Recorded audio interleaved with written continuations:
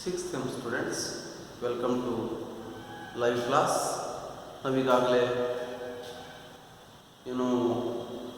Classification of ಇಂಡಸ್ಟ್ರಿಯನ್ನು ನೋಡ್ತಾ ಇದ್ದೀವಿ. Public sector, private sector, joint sector and cooperative sector ಈಗಾಗಲೇ ನೋಡಾಗಿದೆ. ನಾವೀಗ ನೋಡೋಣ MNCs multinational corporations or companies.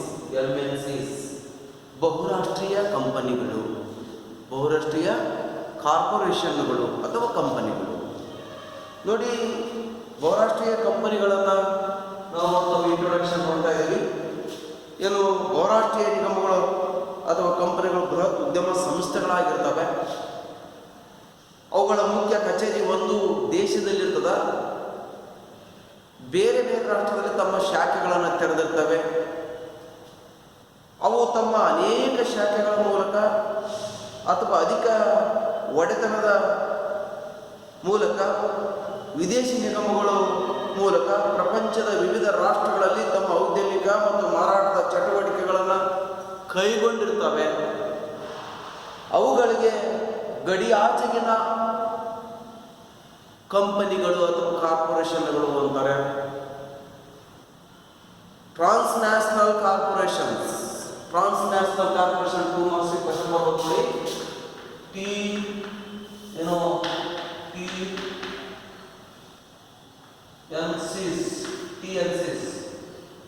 TNCs ಟ್ರಾನ್ಸ್ನ್ಯಾಷನಲ್ corporations ಅಂತ ಕೂಡ ಕರೀತಾರೆ. ಈಗ ಈ ನಿಗಮಗಳು ಎರಡನೇ ಜಾಗತಿಕ ಮಹಾಯುದ್ಧದ ನಂತರ ವಿದ್ಯಮಾನವಾಗಿ ಬೆಳ್ಕೊಂಡಿರ್ತಕ್ಕಂಥದ್ದು, ಪ್ರಬುದ್ಧವಾಗಿ ಬೆಳ್ಕೊಂಡಿರ್ತಕ್ಕಂಥದ್ದು. ಇವತ್ತಿನ ಆರ್ಥಿಕ ವ್ಯವಸ್ಥೆಯಲ್ಲಿ 1991ರ ಕೈಗಾರಿಕಾ ನೀತಿಯ ನಂತರ ಭಾರತದ ಆರ್ಥಿಕ ವ್ಯವಸ್ಥೆಯಲ್ಲಿ ಪ್ರಬುದ್ಧತೆ ಹೆಚ್ಚುತ್ತಾ ಇದೆ ಬಹುರಾಷ್ಟ್ರೀಯ ಕಂಪನಿಗಳು. ನೋಡಿ, ಉದಾಹರಣೆಗೆ ನೀವು ಏನೆಲ್ಲ ದಿನಬಳಕೆಯ ವಸ್ತುಗಳನ್ನು ಬಳಸ್ತಾ ಇದ್ದೀರ,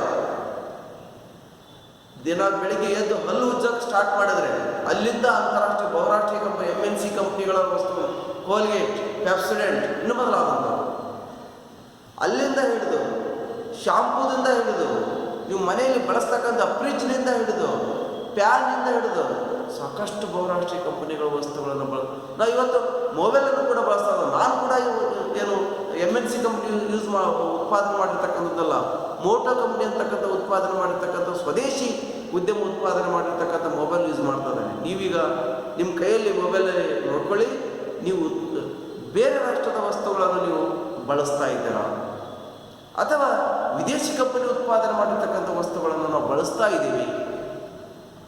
ಬಹುರಾಷ್ಟ್ರೀಯ ಕಂಪನಿ ಉತ್ಪಾದನೆ ಮಾಡಿರ್ತಕ್ಕಂಥ ವಸ್ತುಗಳನ್ನು MNC ಕಂಪನಿ ಉತ್ಪಾದನೆ ಮಾಡಿರ್ತಕ್ಕಂಥ ವಸ್ತುಗಳನ್ನು ನಾವು ಅನುಭೋಗಿಸ್ತಾ ಇದ್ದೀವಿ.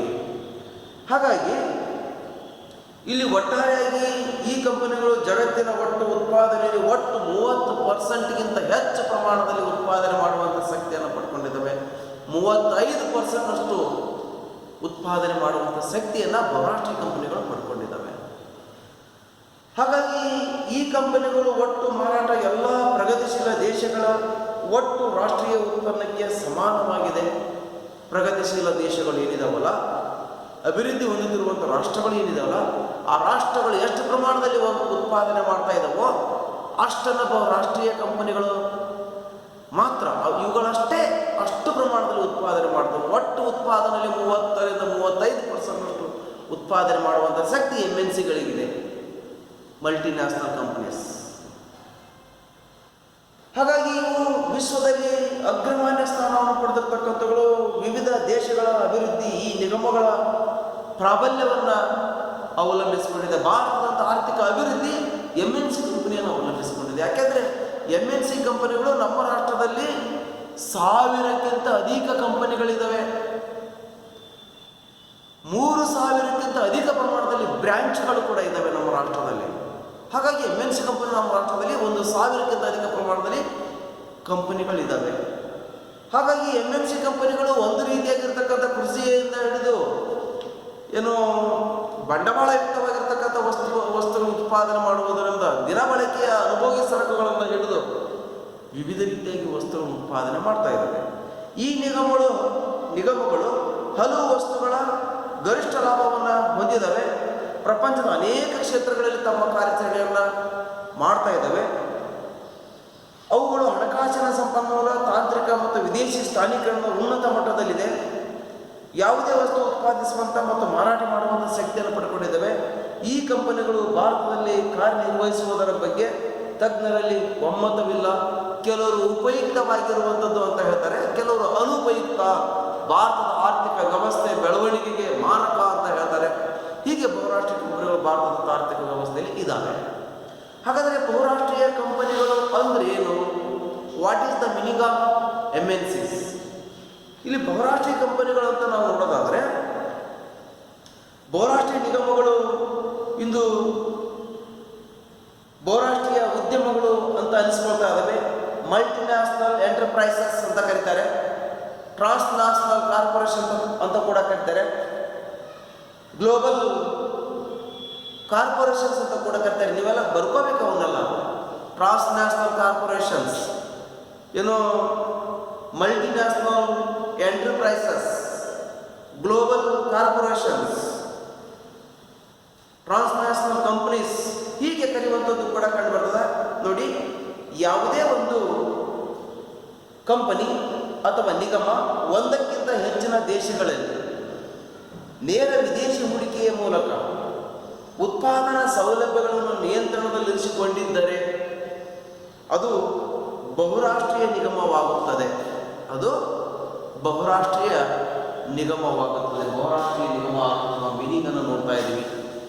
ಬಹುರಾಷ್ಟ್ರೀಯ ನಿಗಮ ಅಂತ ಅನಿಸ್ಕೊಳ್ಬೇಕಂತಂದರೆ ಯಾವುದೇ ಒಂದು ರಾಷ್ಟ್ರದಲ್ಲಿ ತನ್ನ ಕೇಂದ್ರ ಕಚೇರಿಯನ್ನು ಹೊಂದಿ ಬೇರೆ ಬೇರೆ ರಾಷ್ಟ್ರಗಳಲ್ಲಿ ತನ್ನ ಶಾಖೆಗಳನ್ನು ಹೊಂದಿದ್ದರೆ, ಅದು ಅಂತಾರಾಷ್ಟ್ರೀಯ ಮಟ್ಟದಲ್ಲಿ ದೊಡ್ಡ ಪ್ರಮಾಣದಲ್ಲಿ ಬಂಡವಾಳವನ್ನು ಹೂಡಿರ್ತಕ್ಕಂಥ ಉದ್ಯಮಿಯಾಗಿದ್ದರೆ ಅದಕ್ಕೆ ಬಹುರಾಷ್ಟ್ರೀಯ ಕಂಪನಿ ಅಂತ ಕರೀತಾರೆ. ನೋಡಿ, ಬಹುರಾಷ್ಟ್ರೀಯ ಕಂಪನಿ ಅಂತಕ್ಕಂಥದ್ದು ಯಾವುದೇ ಒಂದು ದೇಶದಲ್ಲಿ ತನ್ನ ನೆಲೆಯನ್ನು ಹೊಂದಿ ಅಥವಾ ಆಡಳಿತ ನಿರ್ವಹಣಾ ಕೇಂದ್ರ ಸ್ಥಾನವನ್ನು ಹೊಂದಿದ್ದು ಜಗತ್ತಿನ ಇತರ ಹಲವು ದೇಶಗಳಲ್ಲಿ ಉದ್ಯಮ ಕಾರ್ಯಾಚರಣೆಯನ್ನು ಮಾಡುತ್ತಿರುವಂಥ ಬೃಹತ್ ಉದ್ಯಮ ಸಂಸ್ಥೆಗಳು ಬಹುರಾಷ್ಟ್ರೀಯ ಕಂಪನಿಗಳು ಅಥವಾ ನಿಗಮಗಳು ಅಂತ ಅನಿಸ್ಕೊಳ್ತವೆ. ಇವುಗಳಿಗೆ ಬಹುರಾಷ್ಟ್ರೀಯ ಕಂಪನಿ ಅಂತ ಕರೀತಾರೆ. ನೋಡಿ, in English multinational corporations are gained industrial organization which have their headquarters in one country but which extend their industrial and marketing operations in several other countries through a network of their branches or through their major world foreign corporations. ಅಂದರೆ ಒಂದು ಸ್ಥಳದಲ್ಲಿ ಕೇಂದ್ರ ಕಚೇರಿಯನ್ನು ಹೊಂದಿ ಬೇರೆ ಬೇರೆ ರಾಷ್ಟ್ರದಲ್ಲಿ ತನ್ನ ಶಾಖೆಗಳನ್ನು ತೆರೆದು ದೊಡ್ಡ ಪ್ರಮಾಣದಲ್ಲಿ ಬಂಡವಾಳವನ್ನು ಹೂಡಿ ಕಾರ್ಯಾಚರಣೆ ನಿರ್ವಹಿಸ್ತಾ ಇದ್ದರೆ ಅದಕ್ಕೆ ಬಹುರಾಷ್ಟ್ರೀಯ ಕಂಪನಿ ಅಂತ ಕರೀತಾರೆ. ಇನ್ನು the multinational corporation is A business organization whose activities are located in more than 2 countries and is the organizational form that defines foreign direct investment. ವಿದೇಶಿ ಬಂಡವಾಳವನ್ನು ಇಲ್ಲಿ ಬೇರೆ ಬೇರೆ ಅರ್ಥಶಾಸ್ತ್ರಜ್ಞರು ಕೂಡ ಇಲ್ಲಿ ಬಹುರಾಷ್ಟ್ರೀಯ ಕಂಪನಿಗಳ ಕುರಿತಾಗಿ ಹೇಳ್ತಾರೆ. ನೋಡಿ, ಸಾಲ್ಟೋರ್ ಅಂತಕ್ಕಂಥ ಪ್ರಕಾರ ವಿವಿಧ ರಾಷ್ಟ್ರಗಳಲ್ಲಿ ಉತ್ಪಾದನಾ ಸೌಲಭ್ಯಗಳ ಒಡೆತನ, ಹತೋಟಿ ಅಥವಾ ನಿರ್ವಹಣೆ ಹೊಂದಿರತಕ್ಕಂಥ ಉದ್ಯಮಿಗಳಿಗೆ ಬಹುರಾಷ್ಟ್ರೀಯ ಕಂಪನಿಗಳು ಅಂತ ಕರೀತಾರೆ. ಇಲ್ಲಿ ಸಂಯುಕ್ತ ರಾಷ್ಟ್ರ ಸಂಘದ ವರದಿಯ ಪ್ರಕಾರ ನೋಡೋದಾದ್ರೆ, ಸಂಯುಕ್ತ ರಾಷ್ಟ್ರ ಸಂಘದ ವರದಿಯನ್ನು ನೋಡೋದಾದ್ರೆ, ಇನ್ನೊಂದು ದೇಶದ ಉದ್ಯಮ ಸಮೂಹಗಳ ಒಡೆತನ ಹೊಂದಿ ತನ್ನಲ್ಲಿನ ಉತ್ಪಾದನಾ ನಿಯಂತ್ರಣವನ್ನು ಮತ್ತು ಸೇವಾ ಸೌಲಭ್ಯಗಳನ್ನು ಒದಗಿಸುವಂಥ ಉದ್ಯಮ ಸಂಸ್ಥೆಯನ್ನು ಬಹುರಾಷ್ಟ್ರೀಯ ಕಂಪನಿ ಅಂತ ಪರಿಗಣಿಸಲಾಗ್ತದೆ. ಇಂಥ ಸಂಸ್ಥೆಗಳ ಸಂಘಟನೆಯ ಸ್ವರೂಪ ಖಾಸಗಿ ಒಡೆತನ ಹೊಂದಿದ್ರದೇ ಸಹಕಾರಿ ಮತ್ತು ಸರ್ಕಾರ ಒಡೆತನದ ಸ್ವರೂಪದಲ್ಲಿಯೂ ಕೂಡ ಇರ್ಬೋದು. ಖಾಸಗಿ ಒಡೆತನ ಇರ್ಬೋದು, ಸಾರ್ವಜನಿಕ ಒಡೆತನ ಅಥವಾ ಸರ್ಕಾರಿ ಒಡೆತನ ಇರ್ಬೋದು, ಅಥವಾ ಸಹಕಾರಿ ಒಡೆತನೂ ಕೂಡ ಇರ್ಬೋದು.